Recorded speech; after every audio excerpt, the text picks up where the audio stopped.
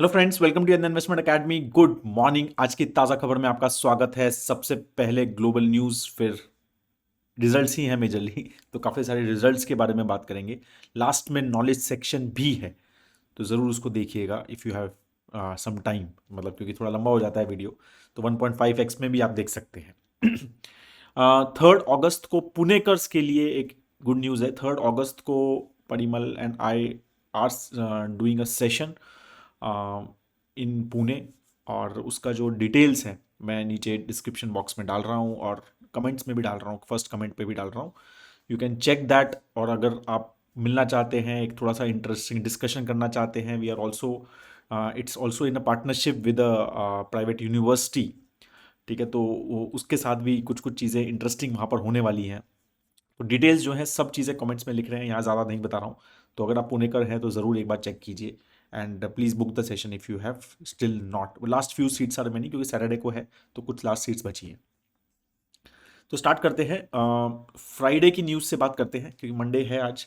तो फ्राइडे को US markets थोड़े पॉजिटिव रहे, यूरोप मार्केट्स भी पॉजिटिव रहे। मेजर रीज़न वॉज एक price consumption expenditure price index है, personal consumption expenditure price index, जो पीसीई इंडेक्स होता है, जो कि मतलब माना जाता है कि यूएस फेड ज़्यादा यूज़ करती है to make their decisions on inflation perspective rather than the CPI. ठीक है, तो वो जो है उसका नंबर आया तो वो 2.5% ही बढ़ा है, और मंथ ऑन मंथ सिर्फ 0.1% बढ़ा है। तो उसकी वजह से मार्केट थोड़ी पॉजिटिव हुई। मतलब अब माना जा रहा है कि मोस्टली अभी इस वीक भी एक फेड की मीटिंग है, तो जुलाई में, और एक सितंबर में होगी। तो अब ये माना जा रहा है कि ऑलमोस्ट एक सर्टन है कि सितंबर में फर्स्ट इंटरेस्ट रेट कट जो है यूएस में होगा। ठीक है, looking at the job data, और मतलब जो इकोनॉमी जैसा चल रही है और इन्फ्लेशन के जिस तरह के नंबर आ रहे हैं, तो भाई माना जा रहा है कि भाई ये बहुत ही रीजनेबली ये ऑलमोस्ट फाइनल है कि सितंबर में रेट कट होगा। तो इसीलिए मार्केट्स जो है थोड़ा सा उसकी वजह से पॉजिटिव हुई है। ब्रेंट की जब बात करें, यूएस क्रूड ऑयल की बात करें, तो वो थोड़ा थोड़ा गिर रहा है लास्ट फ्यू डेज, एक दो वीक्स में। अगर हम माने तो $81 पे है अभी ब्रेंट क्रूड। ठीक है, ऑलमोस्ट अगर हम ईयर टू डेट की बात करें, तो अराउंड 5.3% ही अप है, और इस वीक जो है अराउंड 1.5% डाउन हुआ है। And majorly because of the concerns, because China का जो जीडीपी नंबर आया वो बिलो एक्सपेक्टेशन था। तो चाइना से जो डिमांड है उसका एक थोड़ा सा इम्पैक्ट यहाँ पर नजर आता है। कुछ पहले रिजल्ट से पहले कुछ जो बाकी न्यूज़ है, मेरे को लगता है स्टॉक स्पेसिफिक वो बात कर लेते हैं, क्योंकि बहुत सारे रिजल्ट्स हैं, तो उसकी फटाफट फटाफट क्विक क्विक एक समरी वी विल टॉक। ठीक है, तो इम्पॉर्टेंट है अल्ट्राटेक सीमेंट। आपको शायद हमने last week, I think last week की न्यूज़ है। इंडिया सीमेंट्स में उन्होंने एक बल्क डील जो थी, ब्लॉक डील जो बोलते हैं, वो की थी इंडिया सीमेंट्स में, और ऑलमोस्ट आई थिंक कुछ 22.7% स्टेक ले लिया था। ठीक है, और I think the seller was the Radha Krishna Damani family. तो अब जो है जो जो कंपनी के प्रमोटर्स हैं, इंडिया सीमेंट के प्रमोटर्स हैं, तो दे हैव सेड कि they are willing to sell their stake of 28.42% to UltraTech. तो मतलब बेसिकली क्या है कि एक क्लैरिटी, जिस तरह से उन्होंने वो स्टेक लिया था, तो एक्सपेक्टेशन ही थी कि UltraTech mostly is going to acquire this company. अब वो एक्विजिशन जो होगा वो एक मतलब with promoter easily selling it, या फिर एक मतलब ज़बरदस्ती तरह से होगा, वो चीज़ एक देखने वाली थी। But I think the promoter has understood कि भाई ये तो कंपनी का जो कंट्रोल है, अब with 22% stake now they will take, और इसकी वजह से I think they have offered to get out of it. तो 3954 करोड़ रुपीज़ में इंडिया सीमेंट्स जो प्रमोटर है, they are exiting the company with 28.42% stake. बाकी ना ओपन ऑफर जो, सिंस इतना बड़ा स्टेक लिया है, तो ओपन ऑफर जो है वो होगा for 26% stake in India Cements, जो है वो जो है अल्ट्राटेक करेगी। तो अल्ट्राटेक ने एक बड़ा एक्विजिशन जो है ये सीमेंट इंडस्ट्री में किया है, और बहुत सिग्निफिकेंट एक रेस चल रही है। एक अदानी जो सीमेंट स्पेस में, क्योंकि उनके पास अंबुजा है और एसीसी है, एंड अल्ट्राटेक में विद कि कौन जो है number 1 in terms of capacity होगा। अब कैपेसिटी यूटिलाइजेशन अभी भी कम है, राइट, लेकिन कैपेसिटीज बढ़ाने का जो काम है दोनों बहुत ज़्यादा फास्ट कर रहे हैं। ओला इलेक्ट्रिक का जो आईपीओ है उसका ऑलमोस्ट सर्टन हो गया है, 2 अगस्त को जो this IPO will open and तो we know Ola electric is a electric scooter company. I think they are the number 1 currently in India. उनका जो ओला स्कूटर है नंबर 1 सेलिंग स्कूटर है। जो वैल्यूएशन जो एक्सपेक्टेड है वो 4.2 टू 4.4 बिलियन डॉलर की वैल्यूएशन एक्सपेक्टेड है और सॉफ्ट बैंक बैक्ड कंपनी है ये, ठीक है। और तो लेट्स सी, काफ़ी एक बड़ा आईपीओ जो है एक्सपेक्टेड है ऑलमोस्ट 5,000 करोड़ प्लस का एंड तो it will be very interesting to see, right. एक आई एम श्योर एक लॉस मेकिंग कंपनी है and all those things typically, but again because in these current markets I am sure IPOs will come और एक काफ़ी interesting company है, electric vehicle space में है और नंबर 1 है टू व्हीलर में, तो काफ़ी इंटरेस्टिंग है and I am sure we will also try to make a video and काफ़ी फॉलोड जो है आईपीओ ये रहेगा। ITC chairman announces investment of almost 20,000 crore for medium term. तो केपेक्स उन्होंने अनाउंस किया 20,000 करोड़ का ऑलमोस्ट। उसमें से उन्होंने बोला है कि 35 से 40% जो रहेगा वो एफएमसीजी में रहेगा और 30 से 35% वो पेपर और पैकेजिंग बिजनेस में रहेगा। Interesting, right. तो ये बिजनेस पे भी काफ़ी फोकस जो है उनका लग रहा है। तो पेपर एंड पैकिंग पर, जो कि वो काफ़ी छोटा बिजनेस है for them, but again this they are basically planning to invest a significant amount of money in this and rest they said कि will be spread over other businesses. उसके बाद अब हम बात करते हैं जो आज के मेजर रिजल्ट्स हैं। तो सबसे बड़ा जो रिजल्ट आया over the weekend, I think Saturday को आया, वो है ICICI bank. Result 15% deposit growth, advance जो है मतलब लोन ग्रोथ जो थी वो 15.7% और सिमिलर थी, राइट। नेट इंटरेस्ट इनकम जो है वो 13% बढ़ा है और प्रॉफिट जो है 10% बढ़े। ग्रॉस एनपीए फ्लैट था, कोई बढ़ा नहीं है। नेट एनपीए भी ऑलमोस्ट कोई खास बात नहीं है। स्लिपेज जो है वो बढ़े हैं, 15% बढ़े हैं लास्ट क्वार्टर से, राइट। तो और ओवरऑल जो है प्रोफिशन जो है वो भी थोड़ा सा बढ़ा है। तो ये चीज़ें रही हैं। इसी तरह से आईडीएफसी फर्स्ट, तो बाकी अब और भी बैंक्स के रिजल्ट बता देते हैं। आईडीएफसी फर्स्ट का भी रिजल्ट आया, डिपॉजिट्स वहाँ 41% बढ़े जबकि लोन 24%। तो deposit growth was very good in IDFC first, ठीक है। नेट इंटरेस्ट इनकम 25% बढ़े लेकिन नेट प्रॉफिट सिर्फ 11% बढ़ा, ठीक है। ग्रॉस एनपीए फ्लैट रहे, नेट एनपीए भी ऑलमोस्ट फ्लैट रहे, तो कुछ ज़्यादा नहीं बढ़े हैं, राइट। और ओवरऑल स्लिपेजेस जो हैं लास्ट क्वार्टर से ऑलमोस्ट 23% बढ़े हैं। तो स्लिपेजेस जो हैं वो कंसिस्टेंटली आप अगर देखोगे बड़े बैंक्स वगैरह में, वो सब में जो है सीक्वेंशली बढ़े हैं, राइट। तो क्रेडिट जो मतलब जो कॉस्ट है उसकी रिलेटेड फ्रॉम जो मतलब जो माना जाता है वो थोड़ी सी सब जगह पे बढ़ी है। डॉक्टर रेड्डीज का भी रिजल्ट आया, रेवेन्यू 14% से बढ़ा है, जो ओवरऑल एक्सपेक्टेशन से थोड़ा सा बेटर ही रहा, मतलब जो मार्केट का एक्सपेक्टेशन था। यूएस की जो सेल है वो 20% बढ़ी है, यूरोप की सिर्फ 4% बढ़ी है, इंडिया की जो है 15% बढ़ी है ओवरऑल। तो ओवरऑल रिजल्ट वाज अगेन मतलब pharma results are coming okay, little better than expectation most awfully, because US से थोड़ा सा ग्रोथ आया है यूएस मार्केट्स में। और जो इन्वेंट्री के जो इश्यूज थे बहुत ज़्यादा ड्यूरिंग द कोविड, वो आई थिंक थोड़े सॉर्ट आउट होते हुए नजर आ रहे हैं। पावर ग्रिड का रिजल्ट थोड़ा सा एक्सपेक्टेशन से मतलब एटलीस्ट कम आया है।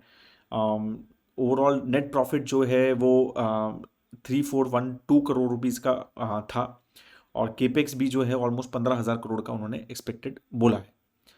एनटीपीसी का रिजल्ट 13.5% बढ़ा। ओवरऑल मतलब again NTPC has been doing very well, thermal power काफ़ी अच्छा कर रहा है और जिस तरह से पावर डिमांड बढ़ रही है तो काफ़ी एक फास्ट ग्रोथ लगती है वहाँ पे, राइट। और तो 3 गीगावाट से उन्होंने ओवरऑल इंस्टॉल कैपेसिटी अपनी बढ़ाई है, राइट। और average tariff increase was also by 3.3%, वो भी बढ़ाया है, ठीक है। तो एबिटा मार्जिन जो है वो अराउंड 28% रहे हैं कंपनी के। एसबीआई कार्ड का भी रिजल्ट आया, again one more NBFC.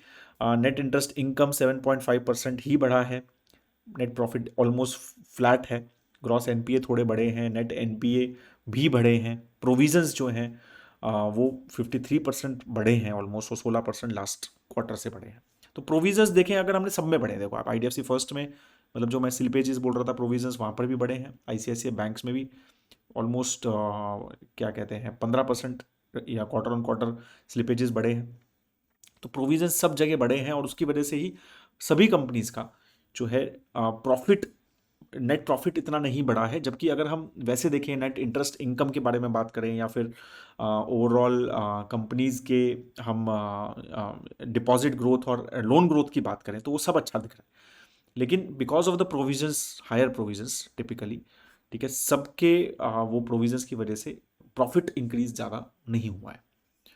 BHEL को दामोदर वैली कॉरपोरेशन से एक ऑलमोस्ट 10,000 करोड़ का प्रोजेक्ट मिला है, right, and it is basically a thermal power station which they are planning to set up in Jharkhand. और वो पूरा एक EPC प्रोजेक्ट है कम्प्लीटली, राइट। तो कम्प्लीटली इक्विपमेंट भी सप्लाई करेंगे, इरेक्शन भी करेंगे, कमीशन भी करेंगे और सिविल वर्क भी वही करेंगे। तो काफ़ी बड़ा एक प्रोजेक्ट BHEL को मिला। तो BHEL is a very strong player, of course एक मतलब ऑलमोस्ट मोनोपोली टाइप है अगर हम थर्मल पावर में स्पेसिफिकली उनकी बात करें तो, और इवन न्यूक्लियर पावर में, ठीक है। One more result war REC। REC का रिजल्ट काफ़ी एक मतलब अच्छा आया। AUM ग्रोथ 22% की हुई है। नेट इंटरेस्ट इनकम, अगेन यहाँ पर वैसे मैंने बोला REC रूरल इलेक्ट्रिफिकेशन लोन्स देते हैं वो इलेक्ट्रिफिकेशन प्रोजेक्ट्स में, 31% से नेट इंटरेस्ट इनकम प्रॉफिट जो है वो भी बढ़ा है। प्रोविजंस जो है जो अगर हम मार्च से बढ़ाएं तो थोड़े कम हुए हैं, इनके कम हुए हैं। ओवरऑल ग्रॉस NPA भी थोड़ा सा कम हुआ है और नेट NPA भी कम हुआ है। तो REC का रिजल्ट उस हिसाब से जो बाकी कंपनीज के हिसाब से बेटर है, ठीक है। तो ये सब रिजल्ट्स जो है मेजर मेजर कंपनीज के आई हैव कवर्ड। सिप्ला और ऑल्सो ये सिप्ला आई मिस, तो सिप्ला का रिजल्ट भी आया। नेट प्रॉफिट 18%, रेवेन्यू कम हुआ 5.8% से ही ओवरऑल रेवेन्यू बढ़ा है। And we will get more details. आप स्टॉकोमीटर अगर आप फॉलो करते हो हमारा, तो we will most of these companies are under our reviews. Almost हम 180 to 200 कंपनीज रिव्यू करते हैं और ट्रैक करते हैं उनके रिजल्ट्स वगैरह स्टॉकोमीटर पे। तो वो आपको उनके वहाँ पर रिजल्ट्स अपडेट्स वगैरह मिल जाएंगे और हमारे भी कमेंट्स जो हैं उसमें रेटिंग्स वगैरह अगर चेंज करने का हमारा प्लान है तो वो भी आपको वहाँ पे मिल जाएगा, ठीक है। So that is all. और जो रिजल्ट्स अगर हम आज की बात करें तो जो हम results we are going to track data patterns, we are going to track Adani Total Gas, BEL and ACC। तो ये रिजल्ट्स जो हैं आ जाएंगे and we are definitely going to track them, ठीक है। So that is all on the major news perspective. अब quickly हम बात करते हैं आज के नॉलेज सेक्शन की। तो एक छोटी सी image, again Warren Buffett fans हैं हम एक तरह से, तो उनका एक 3 रूल्स के बारे में बात की थी। एक बहुत इंटरेस्टिंग ऐसा मुझे चार्ट मिला था, तो I thought that I share with you. Quality over quantity, right. तो again we are also a very, I think, quality conscious. हम अपने आप को एक क्वालिटी इन्वेस्टर ही मानते हैं और हमारे मॉडल पोर्टफोलियोज में एक स्ट्रेस फ्री इन्वेस्टिंग का थॉट प्रोसेस एक हम प्रमोट करते हैं कि हम एक हाई क्वालिटी कंपनीज को लेंगे, राइट, एक लॉन्ग टर्म थॉट प्रोसेस के हिसाब से। ऑफकोर्स चेंज होंगे, चीज़ें होंगी ग्रोथ एंड एवरीथिंग पर्सपेक्टिव से, बट एक क्वालिटी पे फोकस हमारा हमेशा रहता है और इसकी वजह से हमारा रिस्क जो बीटा है, स्टैंडर्ड डिविएशन है, हमेशा कम रहता है। तो इनका भी वही थॉट है, our investment continues to be few in number and simple in concept. The big investment ideas can usually be explain in a short paragraph, right. तो मतलब काफ़ी इंटरेस्टिंग जो है, अच्छे अच्छे आइडियाज़ हैं, वो जल्दी से समझा सकते हैं। will like a business with enduring competitive advantage that is run by able and owner oriented business people, right. तो अगेन क्वालिटी में बहुत बड़ा मैनेजमेंट क्वालिटी बहुत बड़ा फैक्टर रहता है, राइट। और इसलिए हमारा गवर्नेंस 5G फैक्टर्स में गवर्नेंस पे हम बहुत फोकस करते हैं, राइट। और वो थॉट प्रोसेस के हिसाब से ही कंपनीज को काफ़ी ट्रैक किया जाता है। तो हमें काफ़ी इसको टू द मतलब टी जो है इसको फोकस करने की कोशिश करते हैं। Keep it simple, we don't get extra credit for complexity, right. तो अगेन हमारे फाइनेंशियल प्लान्स, राइट, तो हम we again follow it very. Investors should remember that their score card is not computed using Olympic diving method, right. तो complexity के हमारे मतलब जितना, और ये हम अट्रैक्ट होते हैं, राइट। हमारा ह्यूमन ब्रेन जो है ना वो कॉम्प्लेक्सिटी की तरफ अट्रैक्ट होता है, ये तो 100% है, राइट। हम कॉम्प्लेक्स प्रोडक्ट्स वी थिंक कि इसको शायद ज़्यादा पता होगा मुझसे, तो मेरे को नहीं समझ आ रहा है, तो मतलब कुछ तो अच्छा है। ये काफ़ी एक चीज़ जो है, मतलब even in financial plans, even in when I talk to portfolio reviews वगैरह जब हम करते हैं, तो ये बहुत कॉमन है चीज़ है कि हम एक ऐसे प्रोडक्ट्स लेते हैं टिपिकली जो बहुत कॉम्प्लिकेटेड होते हैं, जो समझ नहीं आते हैं और हमें लगता है कि बहुत अच्छे हैं, right? But degree of difficulty and complexity actually doesn't count. If you are right about business whose value is largely dependent on a single key factor that is both easy to understand and enduring, payoff is same as if you had currently analyzed an investment alternative characterized by many constantly shifting and complex variables, right? तो typically मतलब ये तो stock specific है, but एक asset के हिसाब से भी, राइट, एक स्ट्रक्चर्ड प्रोडक्ट्स जो क्रिएट होते हैं, या जैसे प्रोडक्ट्स लाइक AIF है, PMSs हैं, तो they are more complicated products, right? तो इसीलिए वी टिपिकली, अगर हमारा फाइनेंशियल प्लान्स देखेंगे, और आप करते ही हैं, काफ़ी सारे लोग करते हैं, तो वो टिपिकली वो go with very simple approach of product selection, stock selection even, right, जो समझ आए, ठीक है, सिंपल तरह से समझाया जाए, लाइक ही सेड ना, वन पैराग्राफ में वो बिजनेस समझाया जा सकता है, क्यों लिया है मैंने, ये समझाया जा सके, तो वो चीज़ बहुत ज़्यादा ज़रूरी है, right? Don't try to time invest, right? तो आई थिंक ये तो बहुत सुना ही होगा आपने हर जगह, right? We try to price rather than time purchases, right? In our view it is folly to forego buying shares in an outstanding business whose long term future is predictable, because short term worries about a company economy or stock market that we know to be unpredictable. Why scrap an informed decision because of an uninformed guess, right?